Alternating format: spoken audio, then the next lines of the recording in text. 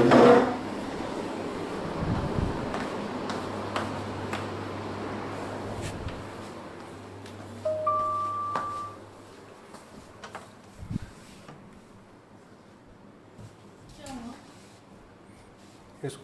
Video को वापस मेरी तरफ घुमाना, वो कैसे होएगा?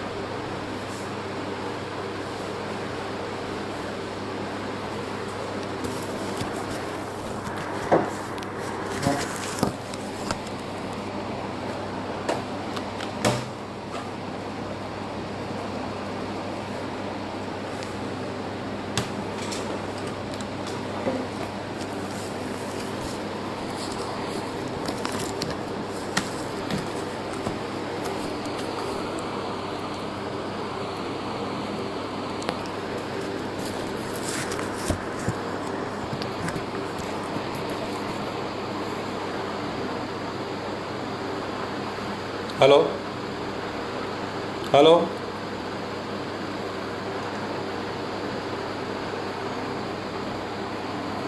हेलो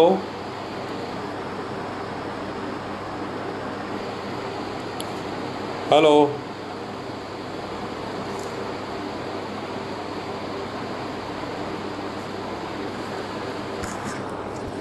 हेलो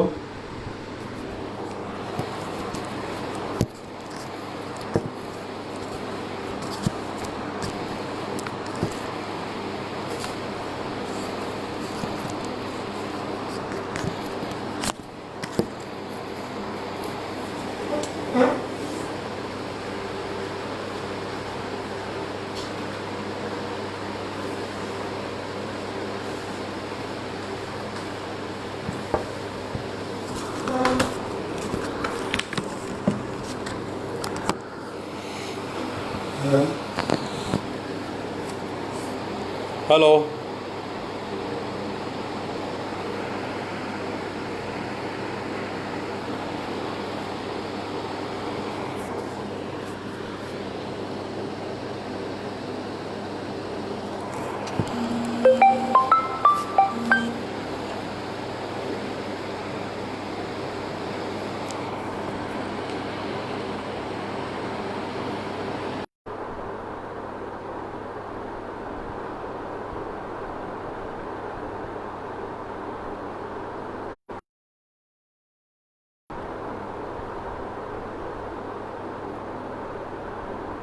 नमस्कार, मैं डॉक्टर नरेश बंसल,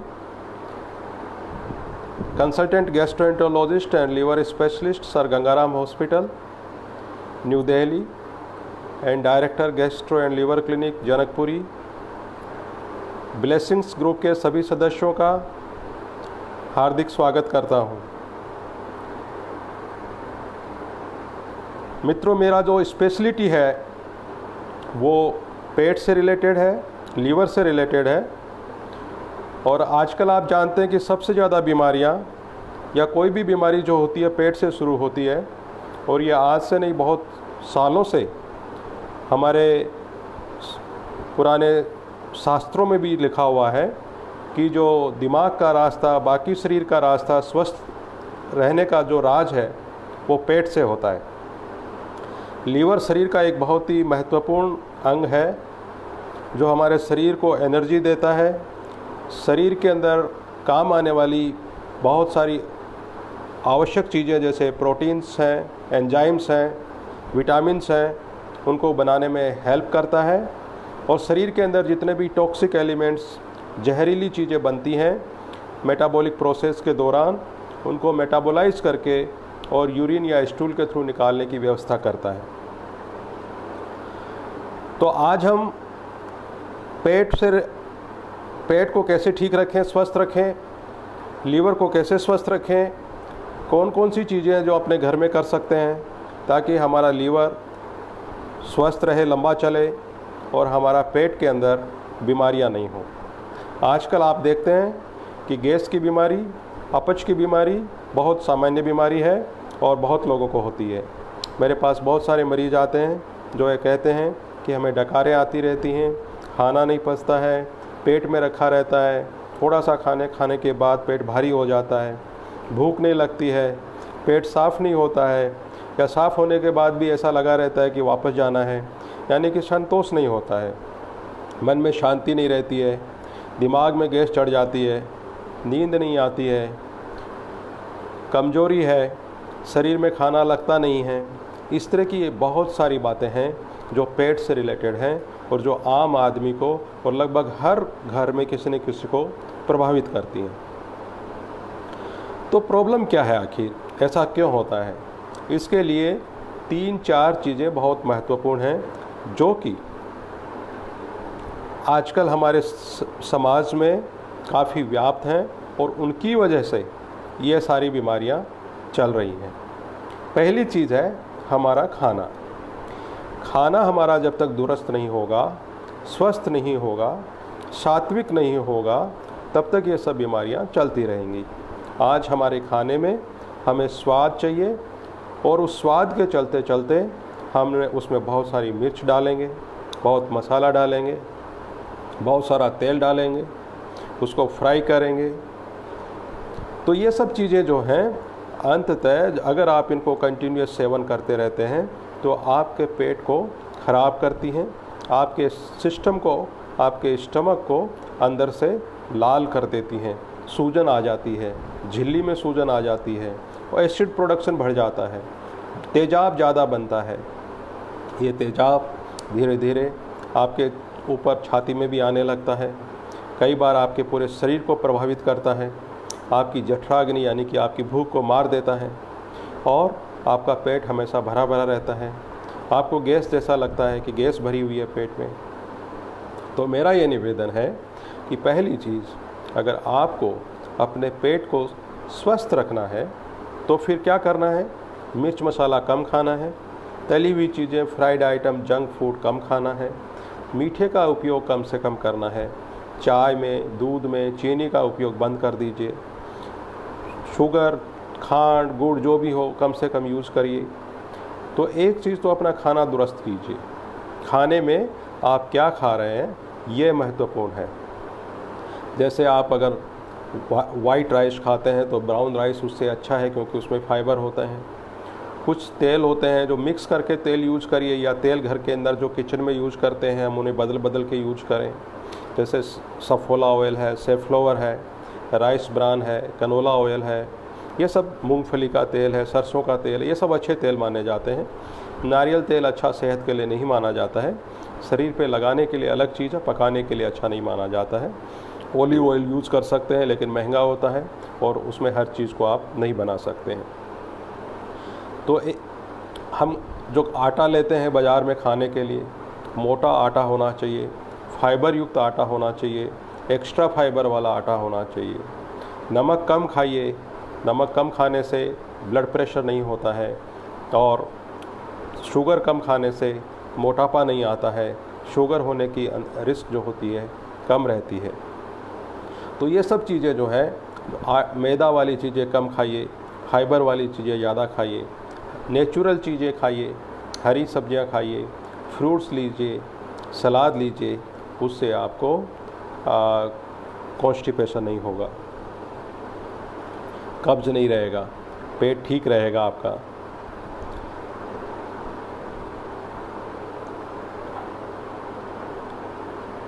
तो ये सब चीज़ें करने से आपका पेट जो है ठीक रहेगा। एक तो ये है कि आप क्या खा रहे हैं, ये इम्पोर्टेंट है, कैसा खा रहे हैं ये इम्पोर्टेंट है। ताज़ा खाइए, मौसमी चीज़ें खाइए, कोल्ड स्टोरेज में रखी हुई चीज़ें मत खाइए, जो ताज़ा फ्रूट्स आते हैं उनको खाने की कोशिश कीजिए।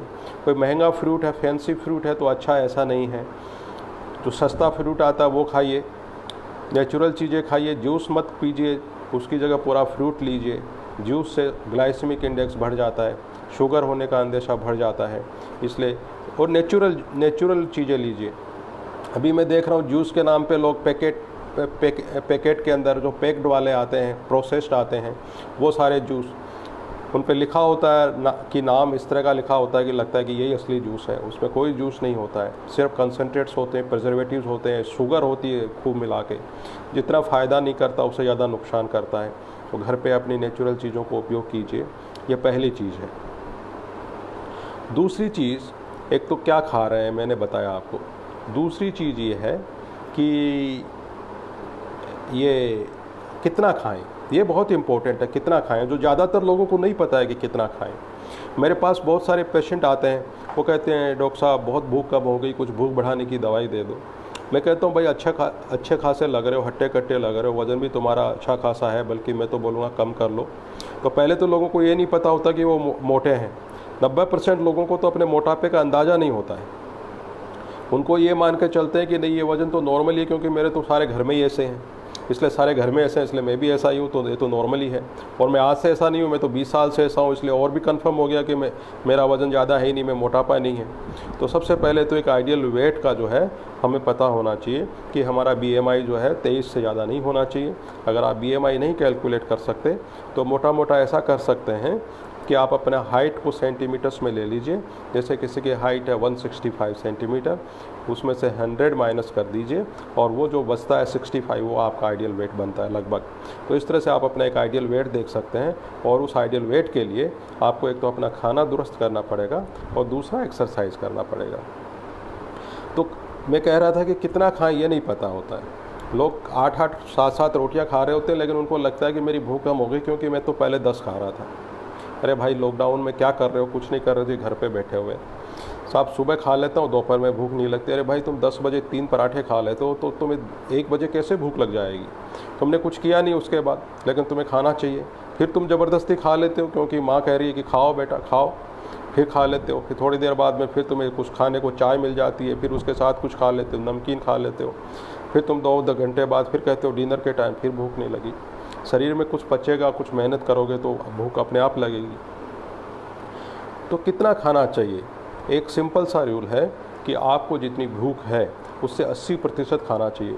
और हम में से ज़्यादातर लोग 120% खाते हैं, यानी कि जितनी भूख है उसे एक ज़्यादा और खाते हैं। एक रोटी और ले आओ, थोड़ा सा चावल और ले आओ, या तो चलो स्वीट्स तो एक्स्ट्रा होती है, ये तो पचाने के लिए होती है, डेजर्ट लेके आ जाओ। तो ये जो एक्स्ट्रा खाना खाते हैं ये अल्टीमेटली आपके शरीर में, आपके लीवर में इकट्ठा होता रहता है, क्योंकि बॉडी को इसकी ज़रूरत नहीं होती है। तो जब बॉडी को ज़रूरत नहीं होती तो बॉडी इसको स्टोर कर लेती है कि कभी कोई इस आदमी को कभी खाने को नहीं मिलेगा और कभी ये ऐसी स्थिति में पहुंचेगा तो शायद मैं इसको उस टाइम हेल्प कर सकूं, क्योंकि बॉडी में ऐसी प्रोसेस है। लेकिन वो स्थिति कभी आती नहीं कि आपको खाने को नहीं मिलेगा। आपको तो पहले दिन में 5-5 बार खाने को मिल रहा है, तो वो सारा का सारा फैट आपके यहाँ पे जमा होता चला जाता है। और जमा होने की वजह से आपके शरीर में चर्बी आ जाती है, और चर्बी आने की वजह से आपके शरीर के सारे अंग धीरे धीरे जो है शिथिल पड़ते जाते हैं। शुगर होने का रिस्क बढ़ जाता है, आपके घुटनों में दर्द होने लगता है, आपके शरीर की मोबिलिटी कम हो जाती, फिर धीरे धीरे और एक्सरसाइज कम हो जाती है। तो इसलिए जितनी भूख हो उससे कम खाएं। कम खाने से शरीर स्वस्थ रहता है। आप जो भी 80-90 साल के आदमी हैं और जो अभी तक स्वस्थ हैं उनसे ज़रा पूछिए, उनका वेट ज़्यादातर आपको कम मिलेगा। और उनका पूछिए कि उनका डाइट कितना है। वो कम खाने वाले लोग हैं, ज़्यादा खाने वाले लोग ज़्यादा नहीं चलते हैं। इसलिए मेरी भूख बढ़ जाए मैं ज़्यादा खा लूँ, उससे कुछ नहीं होने वाला है। हाँ, कुछ बीमारी की वजह से अगर आपकी भूख चली गई है तो निश्चित रूप से उसका इलाज होना चाहिए। लेकिन आप बाकी स्वस्थ हैं और सिर्फ भूख बढ़ाना चाहते हैं, आप ज़्यादा खाना चाहते हैं, तो ये ठीक नहीं है। तो आपको ये पता होना चाहिए कि क्या खाना है, आपको ये भी पता होना चाहिए कि कितना खाना है। और तीसरी सबसे इम्पोर्टेंट चीज़ है एक्सरसाइज। ज़्यादातर लोग खाते हैं, सो जाते हैं, टीवी देखते हैं, और उनका काम भी ऐसा है कि जैसे गए ऑफिस में बैठे फिर आ गए, तो उसमें कोई फिजिकल एक्सरसाइज नहीं होती है। मेंटल एक्सरसाइज हो सकता है थोड़ी बहुत होती हो, लेकिन फिजिकल एक्सरसाइज नहीं होती है। और ऐसा करने से आपको शरीर के अंदर जो है बहुत सारी बीमारियां धीरे धीरे लगने लगती हैं। बीपी, शुगर, ये सारी बीमारियां जो है आज समाज में जब इतनी बढ़ रही हैं, तो ये सब इसीलिए बढ़ रहे हैं कि हम लोग एक्सरसाइज नहीं करते। अभी मेरे पास बहुत सारे लोग आते हैं, मैं उनको बोलता हूँ कि भैया घूमिए फिरिए, वॉक करिए, जिम जाइए, एक्सरसाइज करिए। बड़े लोगों के अजीब अजीब बहाने होते हैं। सर्दी होती तो साहब अभी तो सर्दी है, गर्मी होती तो साहब गर्मी है। अभी लॉकडाउन में लोग कहते हैं साहब मैं तो जाने का मन तो बहुत करता है पर बाहर निकलने नहीं देते, आजकल तो लॉकडाउन है, तो अभी तो कोरोना चल रहा है तो हम कैसे एक्सरसाइज कर लें। अरे भाई जब तक चल रहा है तब तक घर में योगा कर लीजिए, एक मैट बिछाइए, योगा कीजिए, 1 घंटा सुबह करिए, 1 घंटा शाम को करिए। अब उसमें क्या प्रॉब्लम है, उसमें तो कहीं जाना भी नहीं है, आपके घुटने से भी नहीं चला जाता तो भी कर सकते हैं। आपसे चला जाता है, लॉकडाउन नहीं था तब आप बाहर भी जाके कर सकते थे। तो एक्सरसाइज को अगर हमें स्वस्थ रखना है, अपने आप को स्वस्थ रखना है, तो हमें अपनी ज़िंदगी का एक हिस्सा बनाना पड़ेगा, एक रूटीन बनाना पड़ेगा कि हम रोज़ एक्सरसाइज करें, कम खाएं, पेट को थोड़ा खाली रखें और रेगुलर खाएं, एक रेगुलर इंटरवल पे खाएं। लेकिन अगर भूख नहीं है तो आप मत खाइए, ज़बरदस्ती खाने की ज़रूरत नहीं है, ज़बरदस्ती खाने की ज़रूरत नहीं है। अगर आपको भूख नहीं लग रही, आपने सुबह खाया और दोपहर में नहीं खाया तो ज़रूरी नहीं है आप खाएं, थोड़ा 1-2 फ्रूट खा लीजिए, हो जाएगा काम, सलाद खा लीजिए। और बीच बीच में जब आपको भूख लगती है तो बजाय कुछ मीठा खा लिया, नमकीन खा लिया, उसके खाने की बजाय कुछ हेल्दी फूड अपने पास रखिए, जैसे कुछ फ्रूट खा लिया, थोड़ा सलाद काट के खा लिया, कुछ मुरमुरे टाइप की कुछ चीज़ें खा ली, जिससे आपका वज़न नहीं बढ़े। लेकिन अगर आपको भूख लगता है, कुछ रेडीमेड इस तरह के आजकल जो भी रेडीमेड चीज़ें आती हैं उसमें सब तला हुआ फ्राइड ऐसा ही होता है। तो ये सब करने से आपका शरीर स्वस्थ रहेगा, आपको पता है क्या खाना है, कितना खाना है और साथ में एक्सरसाइज करना है। अगर ये 3 चीज़ें आपको पता हैं तो आपके पेट की 60-70% बीमारियां अपने आप ठीक हो जाएंगी। चौथा एक बहुत ही इम्पोर्टेंट चीज़ मैं बताता हूँ आपको। आजकल तनाव बहुत रहता है, हर एक आदमी को टेंशन है, तनाव है, भागदौड़ वाली ज़िंदगी है। तो इस तनाव की वजह से पेट में बहुत सारा इफ़ेक्ट आता है। बहुत कम लोगों को ये पता होता है कि टेंशन से, तनाव से और इन सब चीज़ों से भी आपके पेट पे असर आता है, क्योंकि शरीर में कुछ ऐसे केमिकल सीक्रेट होते हैं जो आपके इंटेस्टाइन को इफ़ेक्ट करते हैं। और हमारे शरीर में एक हमारा इंटेस्टाइन ही एक ऐसा है जिसका एक अपना नर्वस सिस्टम है, जिसका एक अपना ब्रेन है जो अपना सोच भी सकता है। और हमारा जो बड़ा ब्रेन है उससे ये छोटा ब्रेन जुड़ा हुआ है, आपस में कनेक्टेड है। तो अगर इस यहाँ पे कुछ प्रॉब्लम होती है तो उसका इफ़ेक्ट सीधे पेट पे भी आता है। तो ये ज़रूरी है कि अगर हम तनाव में हैं, अगर हम टेंशन में हैं, तो हमें कई बार लूज मोशन लग जाते हैं, बार बार मोशन जाना पड़ता है, पेट में गैस का फीलिंग ज़्यादा आता है, पेट के अंदर दुखने लगता है। ये सब चीज़ें टेंशन से, तनाव से रहती हैं। और आजकल लॉकडाउन में तो बहुत ज़्यादा लोगों का बढ़ गया है, नौकरियां जा रही हैं, खर्चा जो कमाई नहीं हो पा रही है, धंधे बंद हो रहे हैं, तो लोगों के तनाव बहुत बढ़ गया है, टेंशन बहुत बढ़ गया और उसकी वजह से पेट की बीमारियां भी बढ़ रही हैं। इसलिए पहला चीज़ मैंने बताया कि आपको पता होना चाहिए कि क्या खाना है। दूसरा, आपको ये पता होना चाहिए कितना खाना है। तीसरा, आपकी एक्सरसाइज आपको रूटीन बनाना है। और चौथा, आपको तनाव से, चिंता से, भय से, इन सब चीज़ों से अपने आप को दूर रखना है। ये सब चीज़ें करेंगे तो आपका पेट अच्छा रहेगा, आपको पेट की बीमारियां, अपच, गैस, ये सब नहीं रहेंगी। किसी ने सवाल पूछा है, अंजू जी ने पूछा है कि अगर किसी को मिल्क, चीज़, दही एट्सेट्रा सूट नहीं करते हो तो क्या करना चाहिए।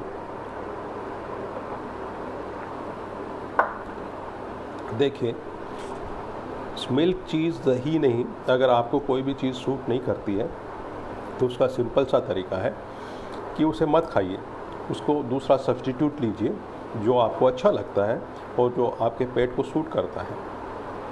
लेकिन इसके साथ साथ कई बार लोगों को मिल्क इंटॉलरेंस बहुत होती है।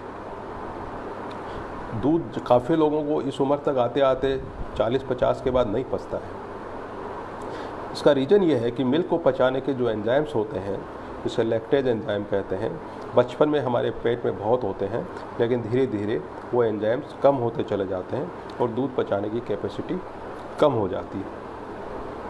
शायद भगवान ने ऐसा जानबूझ के बनाया है कि दूध सिर्फ बच्चों के लिए है, बड़ों के लिए नहीं है, लेकिन हम बड़े भी दूध पीते हैं। तो उसके 2-3 तरीके हैं अगर आपको दूध ही पीना है तो। एक तरीका तो ये है कि आप दूध में थोड़ा पानी ज़्यादा मिला लीजिए, उसको डाइल्यूट कर लीजिए। दूसरा तरीका ये है कि दूध में चाय की पत्ती डाल लीजिए, उसको चाय जैसा बना लीजिए। तीसरा तरीका ये है कि उसमें प्रोटीन पाउडर मिक्स कर लीजिए, उससे आपको प्रोटीन भी जाएगा और दूध भी आपको डाइजेस्ट हो जाएगा। चौथा तरीका ये है कि आप उसको अलग से नहीं पी करके खाने के साथ में पी लीजिए, तो खाने में मिक्स होकर डाइजेस्ट हो जाएगा। पांचवा तरीका ये है कि आप कुछ दवाइयाँ आती हैं, लैक्टेज एंजाइम्स आते हैं जो कैप्सूल्स फॉर्म में आती हैं, तो उस कैप्सूल के साथ में खा लीजिए दूध को, तो वो आपको वो लैक्टेज एंजाइम जो होते हैं वो दूध को पचा देते हैं। तो आप इस तरीके से कर सकते हैं अगर आपको दूध ही पीना है तो। अदरवाइज़ आप दूसरा सब्स्टिट्यूट ढूंढ सकते हैं जिससे ये आपको दूध की जगह जो दूसरे सब्स्टिट्यूट आप ले सकते हैं। सविता जी कह रहे हैं कि सर आप कुछ होम रेमेडीज़ बता सकते हैं वेट लूज़ करने के लिए। बिल्कुल, सबसे बढ़िया होम रेमेडी है घर पे ही आप अपना एक्सरसाइज करिए, इससे बढ़िया कोई होम रेमेडी नहीं है। दूसरा, अपना आप डाइट कम करिए, मीठा बंद कर दीजिए, फ्राइड आइटम बंद कर दीजिए, तली हुई चीज़ें बंद कर दीजिए, डाइट कम कर लीजिए। 2 रोटी खाते हैं 1 रोटी खाइए, घर में काम कर रहे हैं कोई दिक्कत नहीं है, भूख लगेगी तो खा लेना, नहीं तो 1 रोटी से काम हो जाएगा। लेकिन आजकल ज़्यादातर लोगों को ये सब कुछ नहीं करना होता, उन्हें चाहिए कि साहब या तो कोई दवाई लिख दीजिए जिससे वज़न कम हो जाए, या फिर ऐसा बता दीजिए कि सुबह उठ के कुछ गर्म पानी पी लें या थोड़ा सा नींबू का पानी पी लें या शहद का पानी पी लें। मैं कहता हूँ भाई इतना ईजी होता वज़न कम करना तो सारी दुनिया का वज़न कम हो जाता। सारे लोग सुबह उठ कर पी लेते शहद में नींबू मिला करके और गर्म पानी पी लेते, बहुत सारे लोग पी रहे, कुछ नहीं होता है। जब तक आप मेहनत नहीं करेंगे तब तक और डाइट नहीं कम करेंगे तब तक आपका वज़न नहीं कम हो सकता। वज़न कम करना बहुत मुश्किल काम है, लेकिन असंभव नहीं है। आपको रेगुलर रहना पड़ता है। आप 2 दिन एक्सरसाइज करें 2 रोज़ और देखें कि मेरा तो वज़न ही नहीं कम हुआ, तो ऐसा नहीं हो सकता है। आपका वज़न धीरे धीरे बढ़ता है, धीरे धीरे ही कम होगा, टाइम लगेगा, लगभग साल, 1.5 साल, 2 साल तक आप लगे रहेंगे तो निश्चित रूप से वज़न कम आएगा। हाँ, अगर आपको कोई हार्मोनल प्रॉब्लम है या कोई ऐसी प्रॉब्लम है जिसकी वजह से आपका वज़न नहीं कम आ रहा है तो वो एक अलग बात है, लेकिन अगर आप स्वस्थ हैं, अदरवाइज़ आपको कोई बीमारी नहीं है, तो आप एक्सरसाइज करेंगे और आप अपना डाइट पर ध्यान देंगे तो निश्चित रूप से आपका वज़न धीरे धीरे कम आएगा। तो ये एक इम्पोर्टेंट चीज़ है। और अंजू काला लिखते हैं लैक्टोज फ्री ले सकते हैं। यस, अगर आपको लैक्टोज फ्री दूध लेंगे तो आपको डाइजेशन में हेल्प मिलेगी, अगर लैक्टेज डेफिशिएंसी की वजह से है तो, ठीक है ना। तो ये सब चीज़ें तो मैं बता रहा था कि पेट से रिलेटेड बातें हैं। आप जो सवाल पूछते रहेंगे मैं उनका जवाब देता रहूँगा। लेकिन हम जब बात कर रहे हैं कि वेट रिडक्शन के लिए, वेट को कम करने के लिए कोई शॉर्टकट नहीं है, कोई शॉर्ट रेमेडी नहीं है और कोई इफेक्टिव मेडिसिन अवेलेबल नहीं है आज की तारीख में। मेडिसिन पे रिसर्च चल रही है, कुछ मेडिसिन आई भी हैं, लेकिन उनका मैं रिकमेंड नहीं करता हूँ यूजुअली उनको, क्योंकि बहुत ज़्यादा इफेक्टिव नहीं है। वेट लॉस, किसी का बहुत ज़्यादा वज़न होता है तो बेरियाट्रिक सर्जरी करके भी वेट लॉस कर सकते हैं, लेकिन वो उन लोगों के लिए जिनका वज़न 100 से ऊपर है, 100 किलो से ऊपर है। आजकल बिना ऑपरेशन के भी वेट लॉस करने के टेक्निक्स आ गई हैं, लेकिन ये सब सुपर ओबीज लोगों के लिए है जो 90-100 किलो के ऊपर है और जिन घुटने में भी दर्द है, चल भी नहीं सकते, कुछ नहीं कर सकते, तो उनका वज़न कैसे कम हो। तो वही तरीके हैं फिर करने के लिए। लेकिन जो नॉर्मल लोग हैं उनको तो अपने एक्सरसाइज और वैसे ही करते रहेंगे। कोई शॉर्टकट होम रेमेडी नहीं है कि आपने 4 चीज़ें ये खाई और 2 चीज़ें वो खाई और आपका वज़न कम हो गया। ये सब जो चीज़ें हैं ये ऐसा नहीं है। अच्छा, दूसरी चीज़ हम बात करते हैं लीवर के रिगार्डिंग कि लीवर को किस तरह से ठीक रखें। तो इस ग्रुप में मुझे ज़्यादातर लेडीज़ ही दिख रही हैं, पता नहीं जेंट्स वगैरह है या नहीं है, लेकिन शराब का प्रचलन लोगों में, मतलब पुरुषों में तो बहुत और महिलाओं में भी बढ़ता जा रहा है। तो शराब सबसे बड़ी दुश्मन है लीवर की, ठीक है। और मैंने बहुत सारे लोग मेरे पास आते हैं कि साहब मैं शराब तो पीता हूँ, लेकिन उसके साथ में शाम को एक सिरप पी लेता हूँ जिससे कि लीवर ठीक रहे। ऐसा नहीं होता है कि आप सुबह किसी का मर्डर करके आए और शाम को मंदिर में पूजा कर लेते तो आपको मर्डर की माफ़ी मिल जाएगी। आपने अगर शराब पिया है तो वो कोई दवाई आपको जो है लीवर को नहीं बचा सकती है। ठीक है। एक चीज़ तो ये ध्यान रखिए, तो अगर आप उसका एक ही तरीका है शराब बंद करना, और कोई तरीका नहीं है। दूसरा, कुछ लोग कहते हैं जी शराब तो मैं धीरे धीरे छोड़ूंगा, नहीं तो मुझे दिक्कत हो जाएगी। ऐसा नहीं है। शराब अगर आपको छोड़ना है और आपके दिमाग में ये है कि मैं शराब छोड़ सकता हूँ, तो आप एकदम से छोड़िए, और उसके कुछ 2-3 महीने तक विड्रॉल सिम्टम्स होते हैं, उसके लिए डॉक्टर से इलाज लीजिए। और धीरे धीरे छोड़ने के चक्कर में किसी की शराब नहीं छूटती है। आप पहले पीते हैं 1 बोतल, फिर बोलेंगे कि मैं आधी बोतल पी लूँगा, तो आधी बोतल होती नहीं है कभी भी। आप आधी बोतल पिएंगे, दूसरे 2-3 दिन बाद फिर पूरी बोतल पी जाएंगे। इसलिए शराब छोड़ना बहुत ज़रूरी है। तीसरी चीज़, काफ़ी लोग ये पूछते हैं कि साहब शराब तो मेरे साथ 5 लोग पीते हैं, उनको तो कुछ नहीं हुआ। उसके लिए जवाब ये है कि हर शरीर का बॉडी मेकअप, हर भगवान ने जितना भी जो सर को अपनी अपनी शरीर दिया है, सबको अपना अपना बॉडी मैकेनिज्म दिया है। और हमारे शरीर में शराब को पचाने के लिए कुछ एंजाइम्स होते हैं जो सबके शरीर में अलग अलग होते हैं, और आदमी से औरतों में कम होते हैं। इसलिए कुछ लोगों को जो है एंजाइम्स अगर प्रॉपर नहीं है तो उन लोगों का लीवर जल्दी ख़राब हो जाएगा। किसी को अगर डाइजेस्टिव कैपेसिटी ऊपर वाले ने दी है तो उसको कुछ नहीं होगा। तो जो पीते हैं उनमें से सिर्फ 15% लोगों को ही होता है। लेकिन अगर आपको हो रहा है तो फिर आप नहीं पी सकते हैं। और फीमेल्स में तो और भी कम एंजाइम्स होते हैं शराब को पचाने के लिए। इसलिए अगर कोई फीमेल्स पीती हैं तो उनको ये ध्यान रखना चाहिए कि जो सेफ़ लिमिट है अल्कोहल की, उनके लिए बहुत ही कम है। और अगर वो उससे ज़्यादा पीती हैं तो उनका लीवर आदमी से जल्दी ख़राब हो जाएगा। तो ये चीज़ें शराब। दूसरी चीज़ जो आजकल लीवर को ख़राब कर रही है वो है डायबिटीज़। तो डायबिटीज़ को से बचने के लिए आपको अपना वेट कंट्रोल करके रखना है, शुगर नहीं रखना है, डायबिटीज़ का चेक करते रहना है रेगुलर, और डाइट के अंदर कार्बोहाइड्रेट्स वगैरह ज़्यादा लेने हैं, आपको फैट कम लेना है, और प्रोटीन्स ज़्यादा लेने हैं। तो शुगर सबसे इम्पोर्टेंट रीज़न हो रही है अल्कोहल के बाद में लीवर को ख़राब करने के लिए। और तीसरा सबसे बड़ी बात यह है कि मोटापे की वजह से भी लीवर ख़राब होता है। तो अगर आपका वज़न ज़्यादा है और तो उसको कम करिए। बात वहीं पहुंचती है कि खाने में घी, तेल, तली हुई चीज़ें बंद कर दीजिए, एक्सरसाइज करिए, वज़न कम करना होगा अगर लीवर को ठीक रखना है। तो शालिनी जी पूछती हैं कि उबासी बहुत आती है, क्यों? देखिए, उबासी जो है इसका मतलब यह है कि शरीर में एनर्जी नहीं है आपके। ये बहुत सारी चीज़ों से हो सकती है।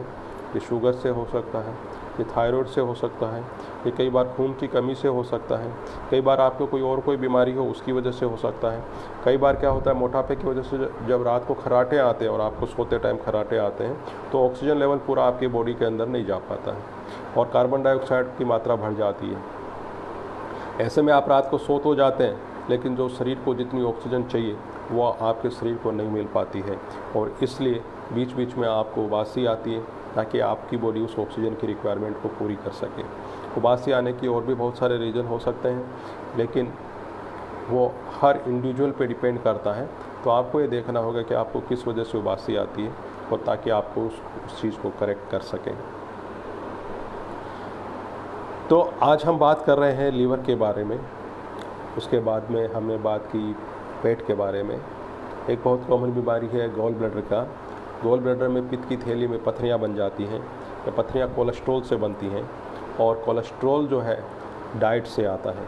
इसलिए जो कोलेस्ट्रॉल वाली चीज़ें होती हैं, जो वसा वाली चीज़ें होती हैं, उनका कम सेवन करें। ये जो स्टोन्स बनते हैं ये भी मोटापे से बनते हैं, इसलिए अपना वज़न कम रखें। और देखिए, अगर आप वज़न कम रखते हैं तो कम से कम 20 बीमारियां ऐसी हैं जिनको आप दूर रख सकते हैं। घुटनों में दर्द होता है, बीपी होता है, शुगर होता है, हार्ट अटैक आता है, कैंसर होता है। सारी बीमारियां जो हैं मोटापे से आती हैं, इसलिए आपको वज़न को दुरुस्त रखना तो बहुत ही ज़रूरी है। ममता कह रही है कि थायराइड के लिए क्या करें। थायराइड के लिए विशेष कुछ करने की ज़रूरत नहीं होती है।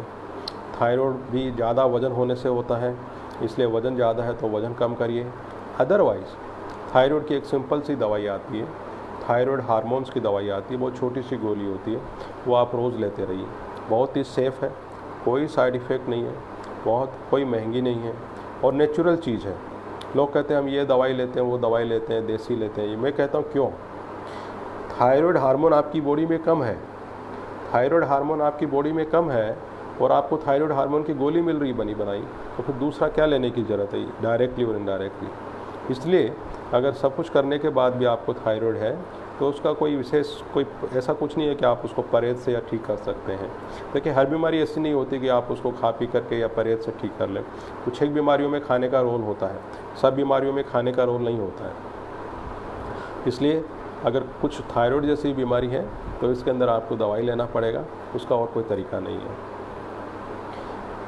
हम अभी तक बात कर चुके हैं खाने के बारे में, लीवर के बारे में, हम गॉल ब्लैडर के बारे में बात कर रहे थे कि गॉल ब्लैडर के अंदर पथरियाँ बन जाती हैं, कैंसर बन जाता है।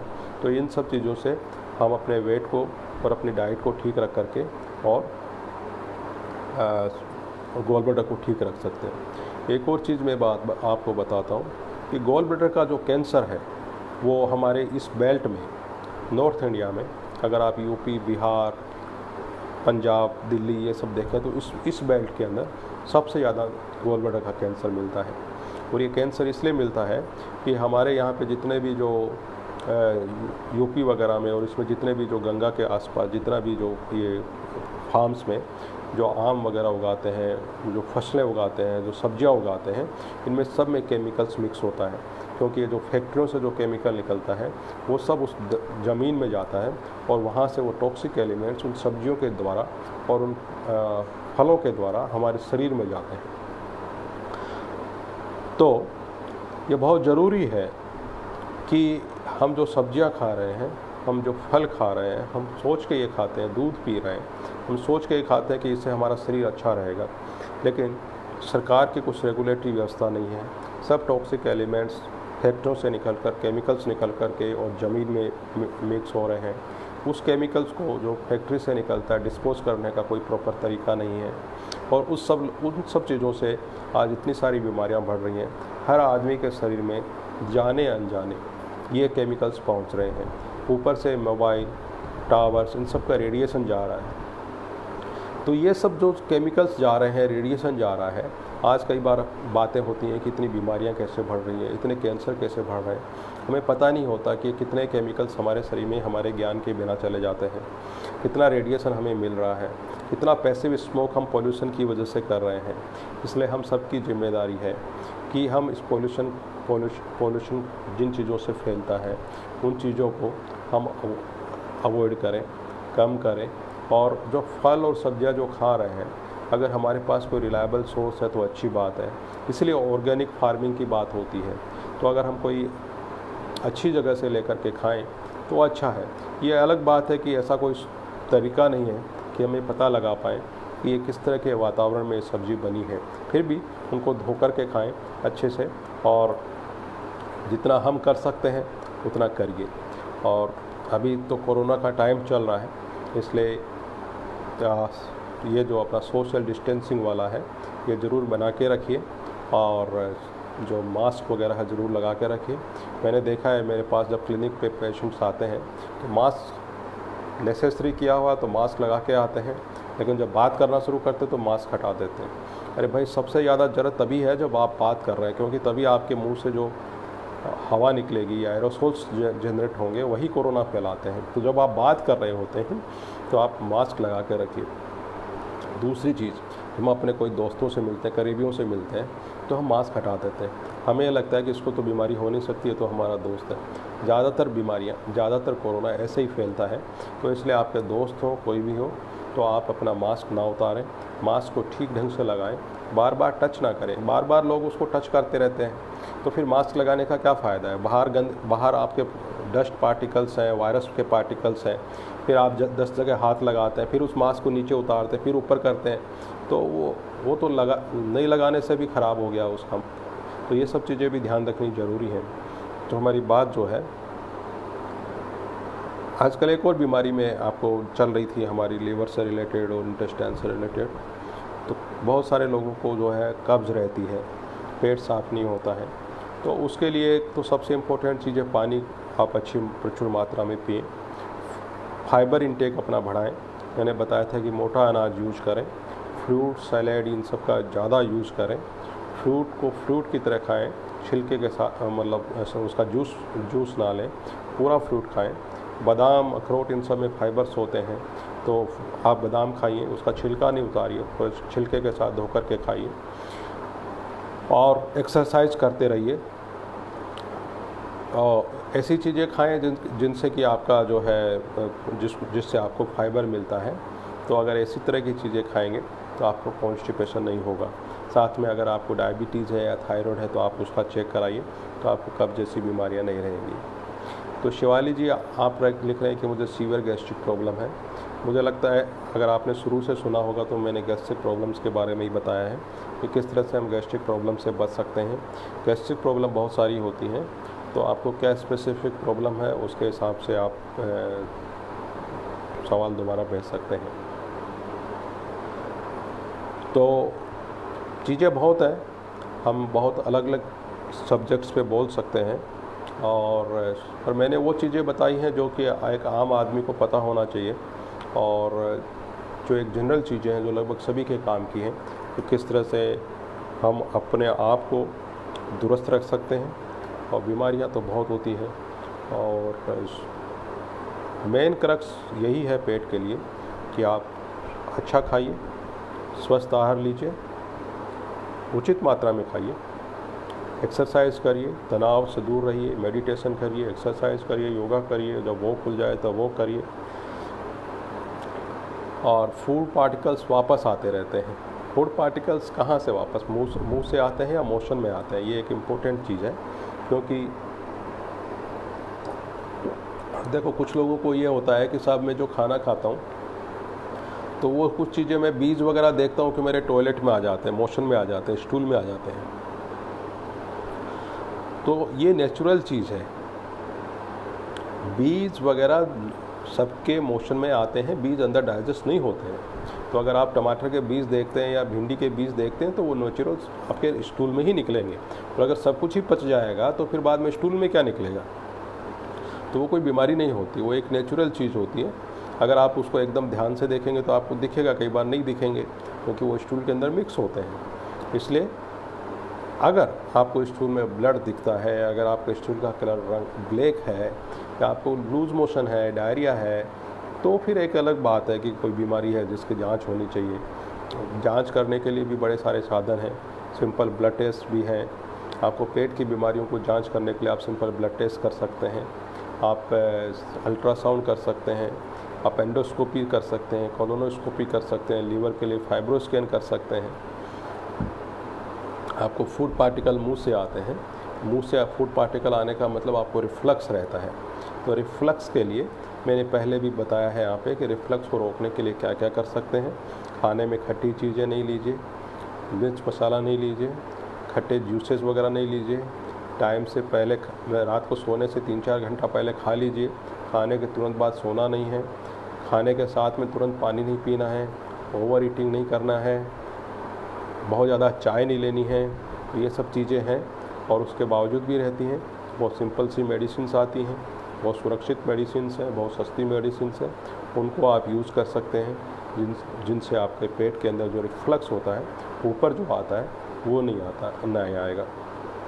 कई बार क्या होता है कि हमारा फूड पाइप होता है, ईसोफेगस होता है और स्टमक होता है, उसके बीच में एक वाल होता है, तो वो वाल कई बार लूज होने से भी फूड पार्टिकल्स ऊपर आने लगते हैं, जिसको हाइटस हर्निया कहते हैं। तो उसका भी तरीके हैं, परहेज है, दवायाँ हैं, और किसी को बहुत ही ज़्यादा प्रॉब्लम है तो ऑपरेशन से टाइट भी कर सकते हैं, पर उसकी नौबत बहुत कम आती है, 100 में से 1-2% लोगों को मुश्किल से आती है, तो उसकी वजह से भी ऐसा हो सकता है। तो अगर किसी के और कोई सवाल है तो आप मुझसे पूछ सकते हैं, अदरवाइज़ आज का ये वेबिनार आज हम यहाँ फिनिश करते हैं। और आप लोगों के साथ जुड़ के बहुत अच्छा लगा। अच्छा और लगता अगर डायरेक्टली कम्युनिकेशन होता, हम आपस में बात कर सकते तो बहुत अच्छा रहता, पर ये एक वन वे सा है। तो निश्चित रूप से डॉक्टर कविता ने मुझे सजेस्ट किया था, और आपके जो सहयोगी हैं उन्होंने बड़ा मेहनत करके और ये सब अरेंज किया है, और फ्यूचर में भी हम आपस में जुड़ते रहेंगे। आप अपने सवाल मुझे फिर भी पूछ सकते हैं, बाद में पूछ सकते हैं, आप अपने सवाल और बना सकते हैं। नेक्स्ट टाइम जब हमारा होगा वेबिनार तो हम फिर से कुछ नई बातों पर चर्चा करेंगे। धन्यवाद।